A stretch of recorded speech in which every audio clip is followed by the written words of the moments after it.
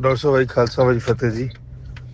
ਨਹੀਂ ਡਾਕਟਰ ਸਾਹਿਬ ਹੈ ਜੀ, ਪਾਣੀ ਇੱਥੇ ਆ ਗਿਆ ਜੀ, ਗੁਰੂ ਘਰ ਦੇ ਅੰਦਰ ਵੀ ਪਾਣੀ 4-4 5-5 6-6 ਫੁੱਟ ਪਾਣੀ ਖੜਾ ਹੈ ਜੀ।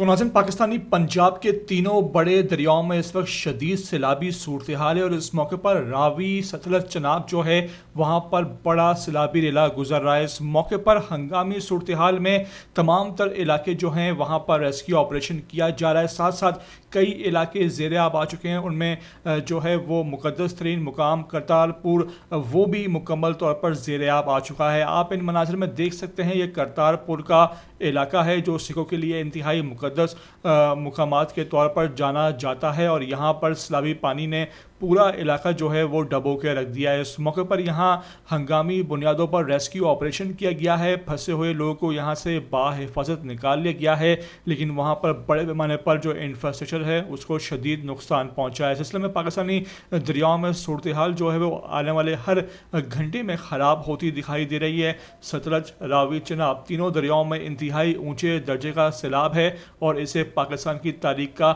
एक बड़ा और बदतरीन सैलाब करार दिया जा रहा है। इस मौके पर तमाम तर इकदाम जो हैं वो सरकार की तरफ से देखे जा रहे हैं।